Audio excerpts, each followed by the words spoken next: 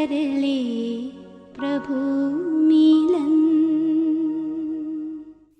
ओम शांति। ईश्वरीय ज्ञान सागर की तरह है, बहुत बड़ा विस्तार है, परंतु संपूर्ण ज्ञान का सार है अपने को आत्मा समझना और बाबा को दिल से याद करना।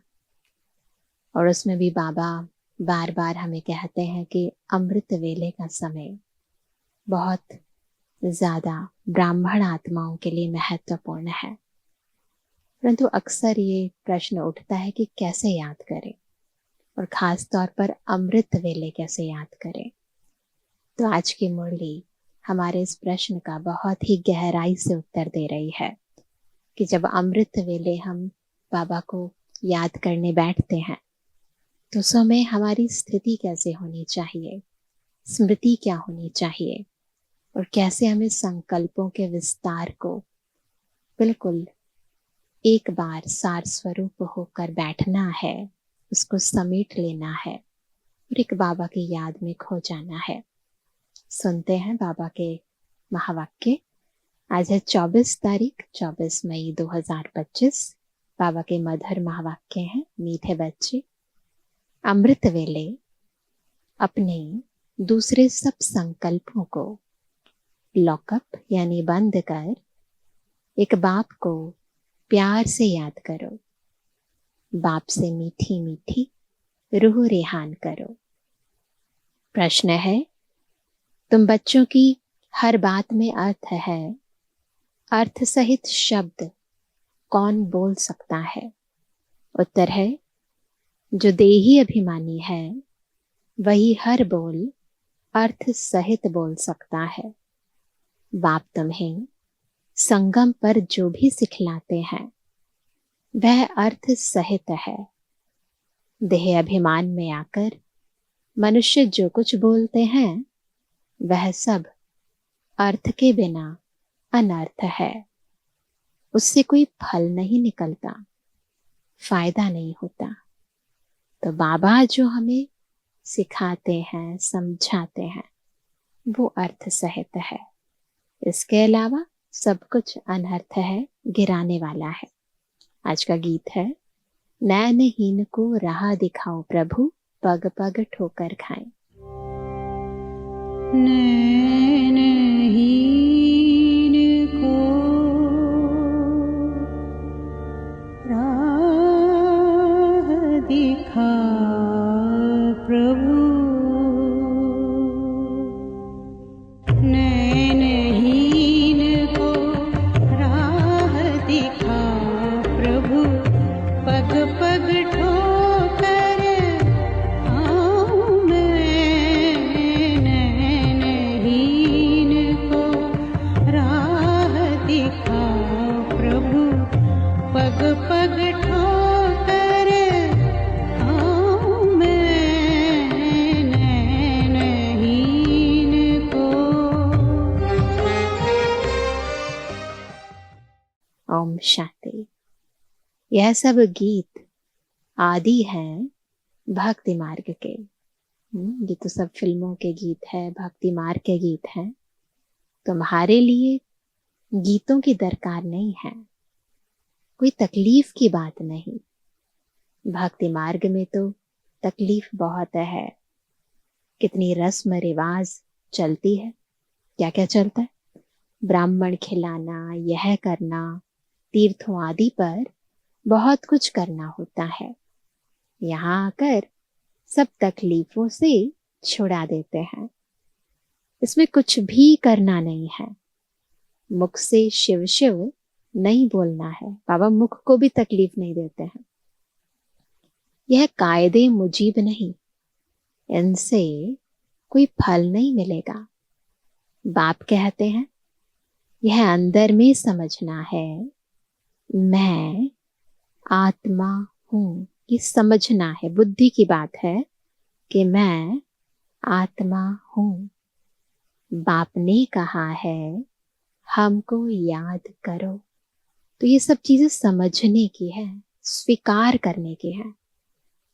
अंतर्मुखी हो, बाप को ही याद करना है और कोई नहीं, केवल बाबा को। तो बाप प्रतिज्ञा करते हैं, तुम्हारे पाप भस्म हो जाएंगे अगर अपने को आत्मा समझेंगे और केवल एक बाबा को याद करेंगे। तो बाबा प्रतिज्ञा करते हैं कि पाप भस्म होंगे। यह है योग अग्नि, जिससे तुम्हारे विकर्म विनाश हो जाएंगे, फिर तुम वापस चले जाएंगे। हिस्ट्री रिपीट होती है, नई बात नहीं है, हिस्ट्री रिपीट हो रही है। यह सब अपने साथ बातें करने की युक्तियां हैं। अपने साथ रूह रिहान करते रहो। बाप कहते हैं, मैं कल्प कल्प तुमको यह युक्ति बताता हूं। यह भी जानते हैं धीरे धीरे यह झाड़ वृद्धि को पाएगा। माया का तूफान भी इस समय है, जबकि मैं आकर तुम बच्चों को माया के बंधन से छुड़ाता हूं। तो इस समय ही माया का तूफान भी जागती है। क्यों? क्योंकि बाबा आया हुआ है बंधनों से छुड़ाने के लिए। सतयुग में कोई बंधन होता नहीं। यह पुरुषोत्तम युग भी अभी तुमको अर्थ सहित बुद्धि में है। यहाँ हर बात अर्थ सहित ही है। देह अभिमानी जो बात करेंगे सो अनर्थ, देही अभिमानी जो बात करेंगे अर्थ सहित, उनसे फल निकलेगा। है ना? हम सोल कॉन्शियस होकर आत्मिक स्थिति में रहकर जो बोलेंगे, जो कर्म करेंगे, वो अर्थ सहित होगा और उसका हमें फल भी मिलेगा। बाबा कहते हैं, अब भक्ति मार्ग में कितनी डिफिकल्टी होती है।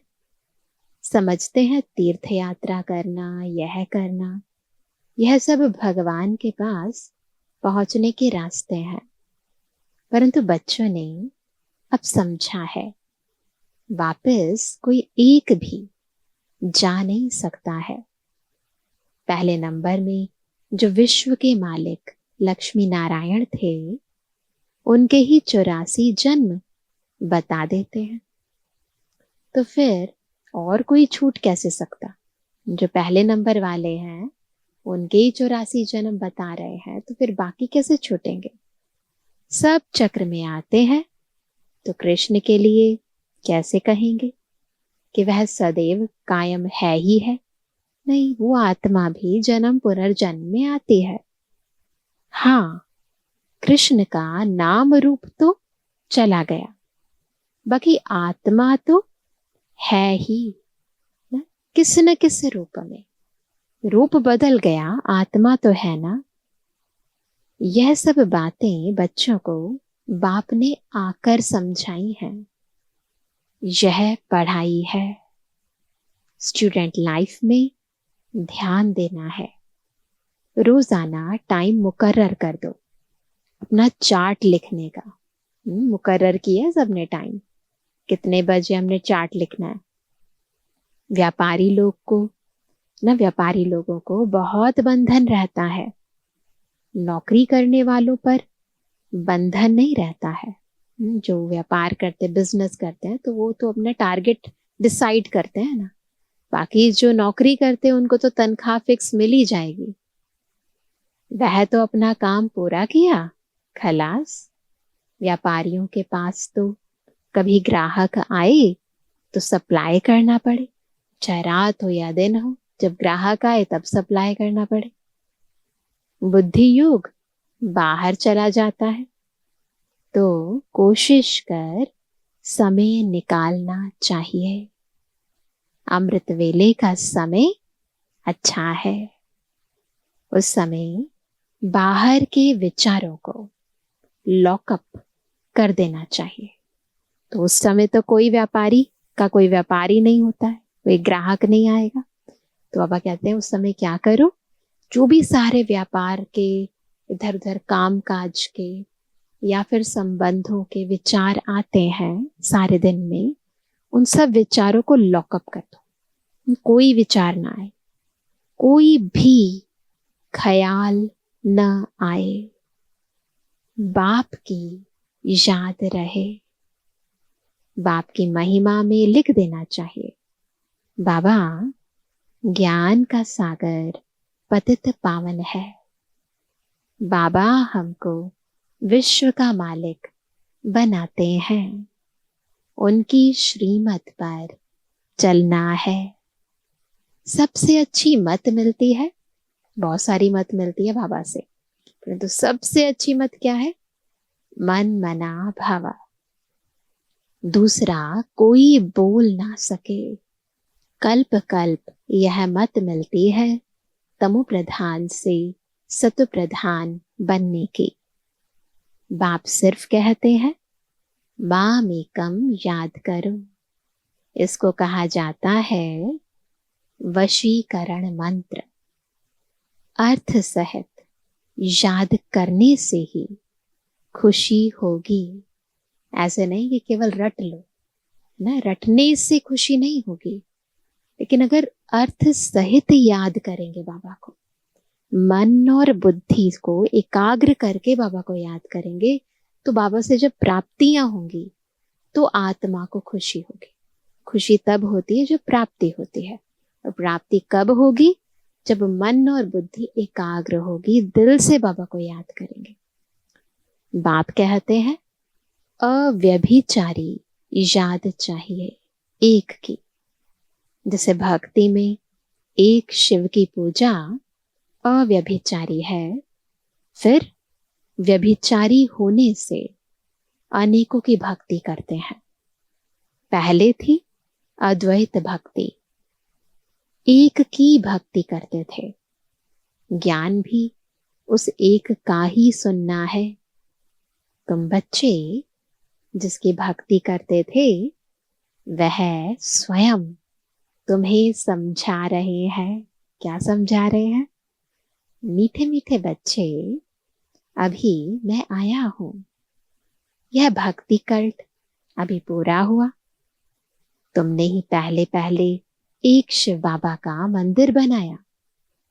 उस समय तुम अव्यभिचारी भक्त थे, इसलिए बहुत सुखी थे। फिर व्यभिचारी भक्त बनने से द्वैत में आ गए, तब थोड़ा दुख होता है। जैसे ही द्वैत में आते हैं ना, डुअलिटी आती है, तो फिर दुख शुरू हो जाता है। एक बाप तो सबको सुख देने वाला है ना। बाप कहते हैं मैं आकर तुम बच्चों को मंत्र देता हूं। मंत्र भी एक का ही सुनो। यहां देहधारी कोई भी नहीं। यहां तुम आते ही हो बाप दादा के पास। शिव बाबा से ऊंच कोई है नहीं। याद भी सब उसको करते हैं। भारत ही स्वर्ग था, लक्ष्मी नारायण का राज्य था। उनको ऐसा किसने बनाया जिसकी तुम फिर पूजा करते हो? किसने बनाया?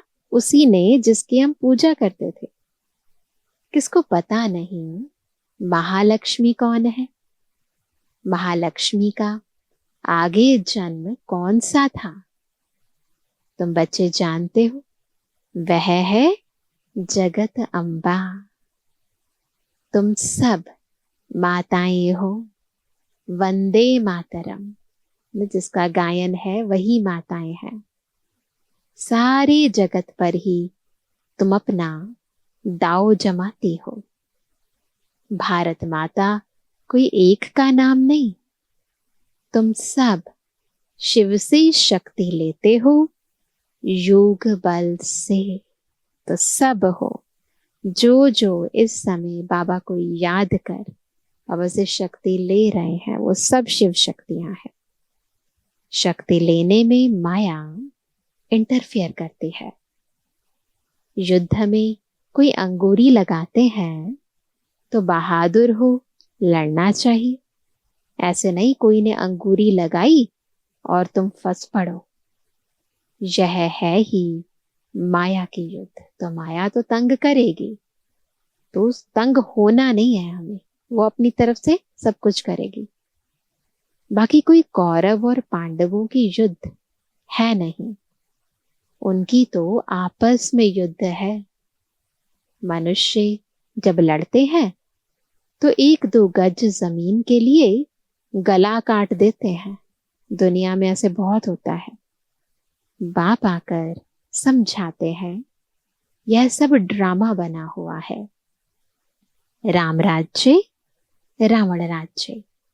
अभी तुम बच्चों को यह ज्ञान है कि हम राम राज्य में जाएंगे, वहां अथाह सुख है, नाम ही है सुख धाम। वहां दुख का नाम निशान नहीं होता, ना नाम ना निशान।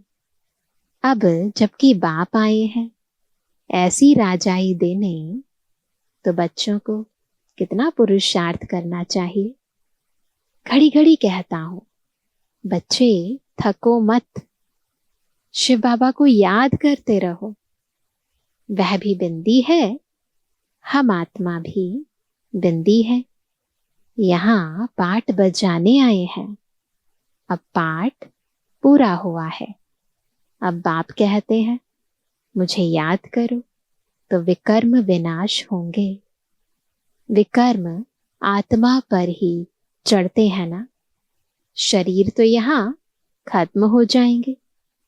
कई मनुष्य कोई पाप कर्म करते हैं तो अपने शरीर को ही खत्म कर देते हैं, परंतु इससे कोई पाप उतरता नहीं है। वो सोचते हैं पाप जो है वो शरीर करता है, तो शरीर को खत्म कर देते हैं। कुछ गलत काम हो गया, कई बार सुसाइड कर लेते हैं, तो सोचते हैं कि अब खत्म कर लिया तो पाप भी खत्म हो गए, परंतु पापा कहते हैं नहीं, पाप आत्मा करती है, तो इससे पाप कोई उतरता नहीं है। पाप आत्मा कहा जाता है। साधु संत आदि तो कह देते आत्मा निर्लेप है, आत्मा सो परमात्मा, अनेक मतें हैं। अभी तुमको एक श्रीमत मिलती है। बाप ने तुम्हें ज्ञान का तीसरा नेत्र दिया है। आत्मा ही सब कुछ जानती है। आगे ईश्वर के बारे में कुछ नहीं जानते थे। सृष्टि चक्र कैसे फिरता है, तो ना ईश्वर को जानते थे ना चक्र को जानते थे। सृष्टि चक्र कैसे फिरता है, आत्मा कितनी छोटी है, पहले पहले आत्मा का रियलाइजेशन कराते हैं। पहला चैप्टर हमारा क्या है, स्वयं को समझो, है ना। अपने अस्तित्व की पहचान हमें दी जाती है। आत्मा बहुत सूक्ष्म है, उनका साक्षात्कार होता है। वह सब है भक्ति मार्ग की बातें, ज्ञान की बातें बाप ही समझाते हैं। वह भी भ्रुकुटी के बीच में आकर बैठते हैं बाजू में, यह भी झट समझ लेते हैं। यह सब है नई बातें जो बाप ही बैठकर समझाते हैं। ऐसे कभी किसी ने नहीं कहा कि मैं ऐसे भ्रुकुटी के बीच में आकर ब्रह्मा के तन से सुनाता हूं। ये सब बातें सब नई है, केवल बाबा ही समझाते हैं। यह पक्का याद कर लो, भूलो नहीं। बाप को जितना याद करेंगे उतना विकर्म विनाश होंगे। विकर्म विनाश होने पर ही आधार है तुम्हारे भविष्य का। तो जितने विकर्म विनाश होंगे उस हिसाब से पद मिलेगा, क्योंकि विकर्म विनाश नहीं होंगे तो सजा मिलेगी, और सजा खाएंगे तो पद भ्रष्ट होगा। तो इसीलिए विकर्म विनाश पर ही आधार है तुम्हारे भविष्य का। तुम बच्चों के साथ साथ भारत खंड भी सबसे सौभाग्यशाली है। इन जैसा सौभाग्यशाली दूसरा कोई खंड नहीं है। यहाँ बाप आते हैं, भारत ही हेवन था, जिसको गार्डन ऑफ अल्लाह कहते हैं। तुम जानते हो, बाप फिर से भारत को फूलों का बगीचा बना रहे हैं। हम पढ़ते ही हैं, वहां जाने के लिए साक्षात्कार भी करते हैं, यह भी जानते हैं कि यह वही महाभारत लड़ाई है। फिर ऐसी लड़ाई कभी लगती नहीं है। तुम बच्चों के लिए नई दुनिया भी जरूर चाहिए। नई दुनिया थी ना, भारत स्वर्ग था। 5000 वर्ष हुए, लाखों वर्ष की तो बात ही नहीं। लाखों वर्ष होते तो मनुष्य अनगिनत हो जाएं। यह भी कोई की बुद्धि में नहीं बैठता कि इतना हो कैसे सकता, जबकि इतनी आदमशुमारी नहीं है, पॉसिबल ही नहीं है। अभी तुम समझते हो, आज से 5000 वर्ष पहले हम विश्व पर राज्य करते थे। याद आता है सबको? और खंड नहीं थे उस समय, सतयुग आदि में और कोई खंड नहीं था। वह होते हैं बाद में। तुम बच्चों की बुद्धि में यह सब बातें हैं। सतयुग, त्रेता, द्वापर, कलयुग में क्या क्या हुआ, ये सारी बातें केवल हमारी बुद्धि में है। और किसकी बुद्धि में? बिल्कुल नहीं है, किसी की बुद्धि में नहीं है। थोड़ा भी इशारा दो तो समझ जाए, बात तो बरोबर है। हमारे पहले जरूर कोई धर्म था। अभी तुम समझा सकते हो कि एक आदि सनातन देवी देवता धर्म था। वह प्राय लोप हो गया है। कोई अपने को देवता धर्म के कह नहीं सकते। समझते ही नहीं कि हम आदि सनातन देवी देवता धर्म के थे। फिर वह धर्म कहाँ गया? हिंदू धर्म कहाँ से आया? कोई का भी इन बातों में चिंतन नहीं चलता है। तुम बच्चे समझा सकते हो, बाप तो है ज्ञान का सागर, ज्ञान की अथॉरिटी। केवल जब बाबा आए, हमें समझाए, तभी हमें समझ आता है और हम दूसरों को समझा सकते हैं। इससे पहले कोई भी मनुष्य आत्मा इस बारे में न सोचती है न समझ सकती है। तो बाबा कहते हैं, तो जरूर आकर ज्ञान सुनाया होगा। ज्ञान से ही सदगति होती है। इसमें प्रेरणा की बात नहीं। प्रेरणा से किसी की सदगति गति कुछ नहीं होता। बाबा आए, हमें समझाए, तब आत्माओं की गति सदगति होती है। बाप कहते हैं, जैसे अब आए हैं वैसे कल्प कल्प आता हूं। कल्प बाद भी आकर फिर सब बच्चों से मिलेंगे। तुम भी ऐसे चक्र लगाते हो, राज्य लेते हो, फिर गवाते हो। यह बेहद का नाटक है। तुम सभी एक्टर्स हो। याद रखना है, हम सब कौन है? एक्टर है। आत्मा एक्टर होकर क्रिएटर, डायरेक्टर, मुख्य एक्टर को न जाने तो वह क्या काम की। आप सोचो, दुनिया में कोई ऐसा एक्टर है किसी ड्रामा का जिसको एक्टर होकर डायरेक्टर का पता ना हो, मुख्य एक्टर का ही पता ना हो, क्रिएटर का ही पता ना हो? तो केवल हम बच्चे ऐसे थे ना, अब जाकर हमें पता चला है। तुम बच्चे जानते हो कैसे आत्मा शरीर धारण करती है और पाठ बजाती है। अब फिर वापस जाना है। पाठ बजा लिया, पूरा हो गया, अब वापस जाना है। अब इस पुरानी दुनिया का अंत है। कितनी सहज बात है।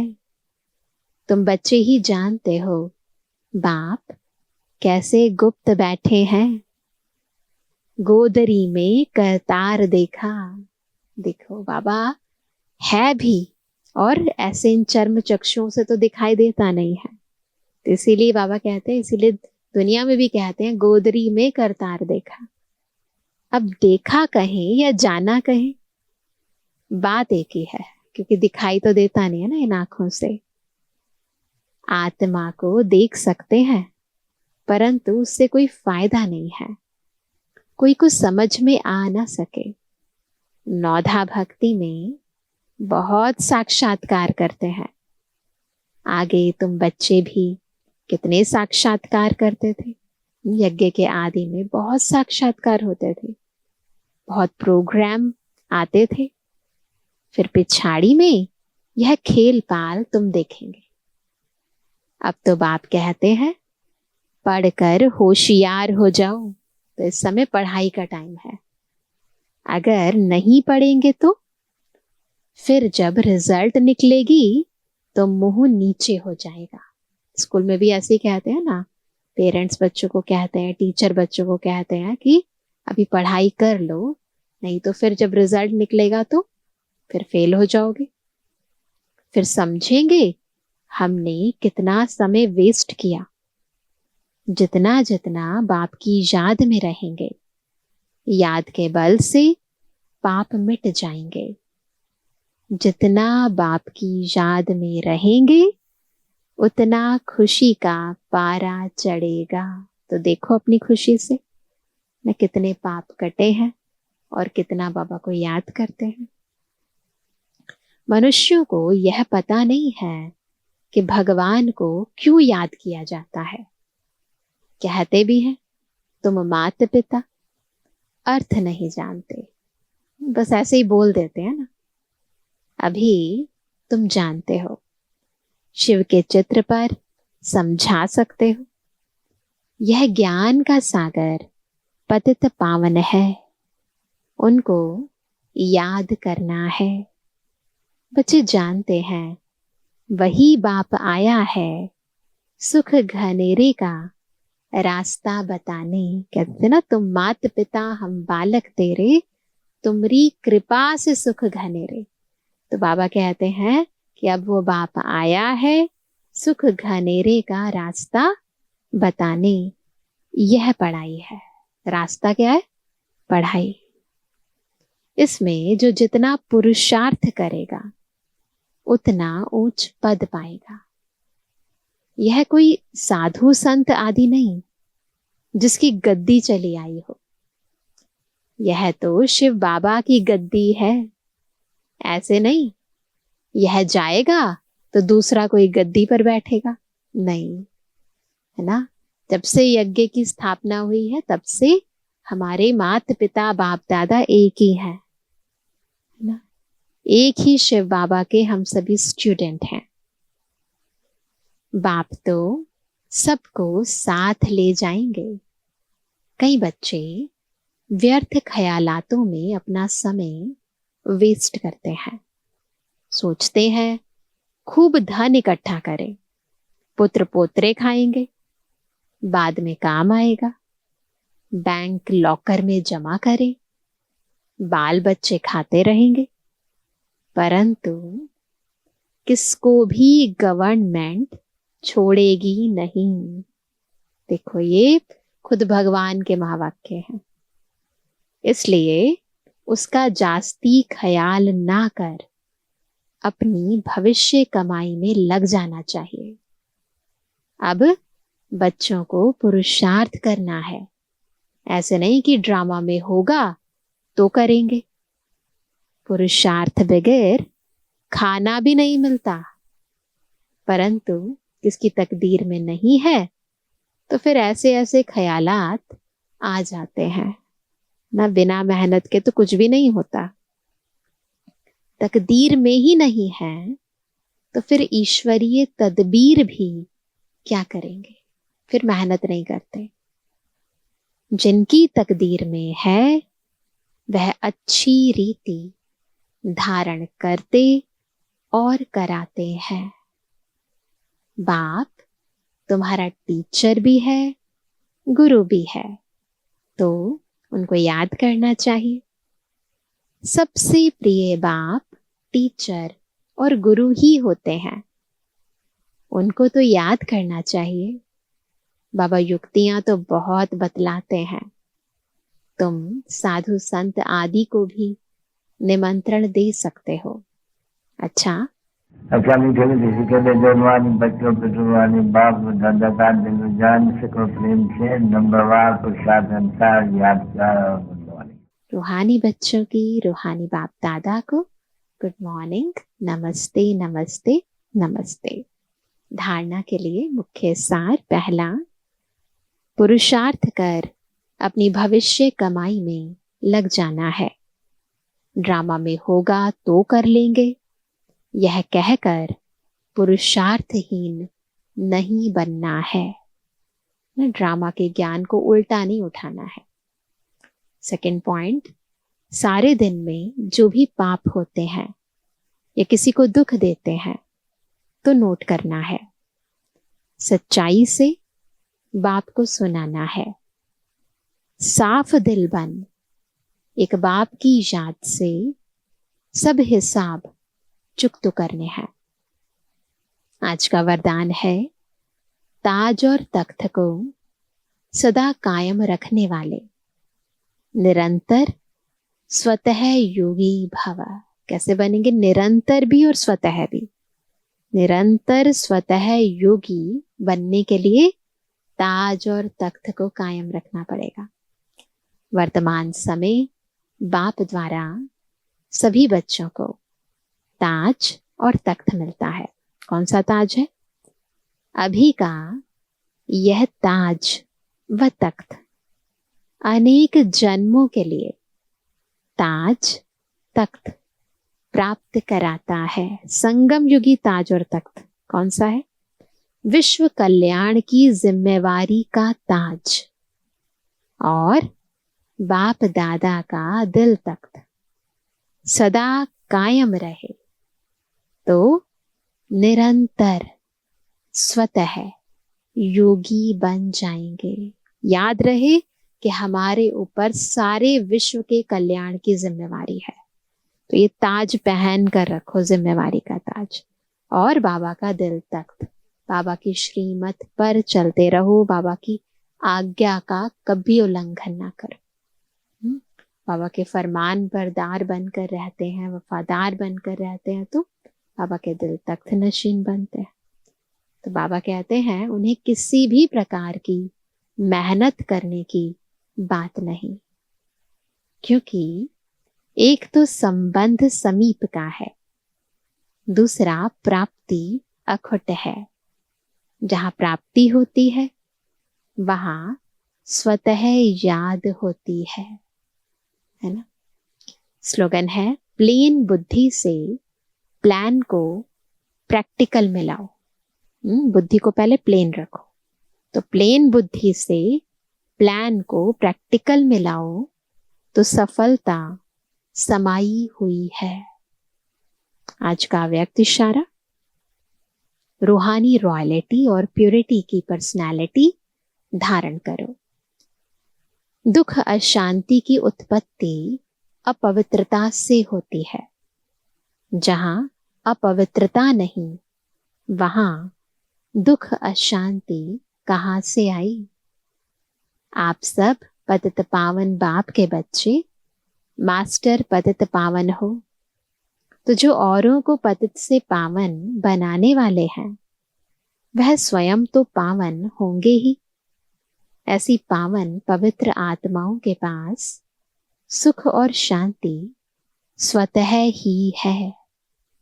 सबसे बड़े ते बड़ी महानता है ही पावन बनना। आज भी इसी महानता के आगे सभी सिर झुकाते हैं। तो इसीलिए पवित्रता हमारा स्वधर्म भी है, पवित्रता हमारा निजी गुण भी है, इसे सदा धारण करना है। अच्छा, ओम शांति।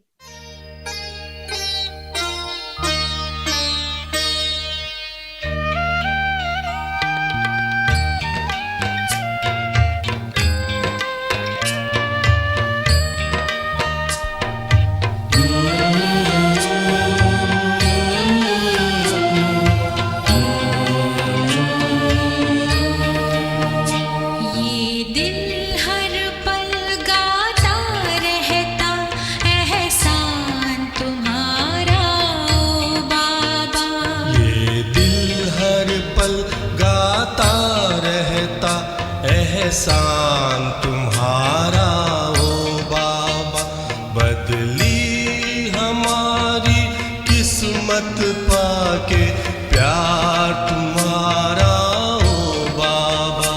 बदली हमारी किस्मत पाके प्यार तुम्हारा ओ बाबा। प्यार तुम्हारा ओ बाबा, प्यार तुम्हारा ओ बाबा।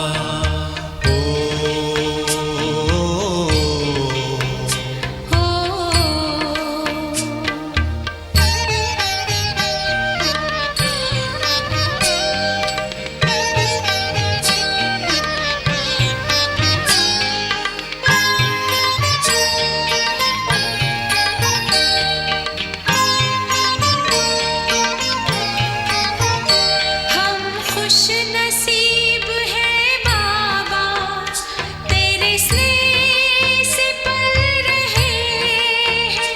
दामन में भर के खुशियाँ फूलों सा खिल रहे हैं, फूलों सा खिल रहे हैं। ये आंखें करती रहती बस दीदार तुम्हारा ओ बाबा। ये दिल हर पल गाता रहता एहसान तुम्हारा ओ बाबा।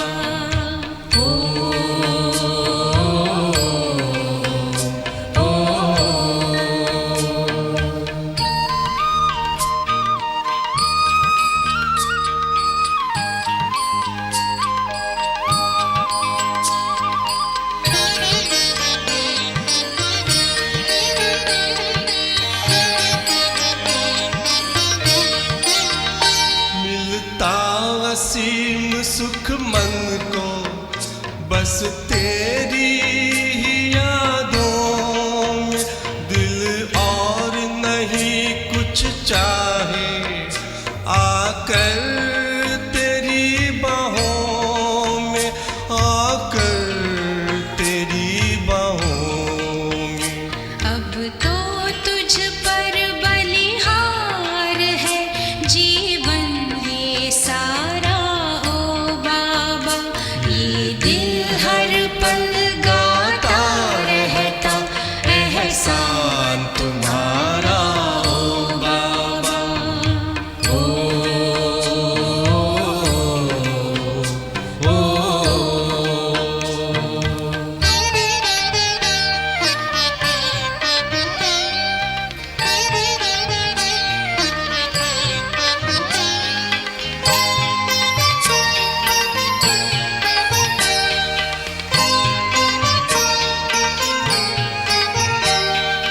परम धाम से आकर हमें क्या से क्या बनाया।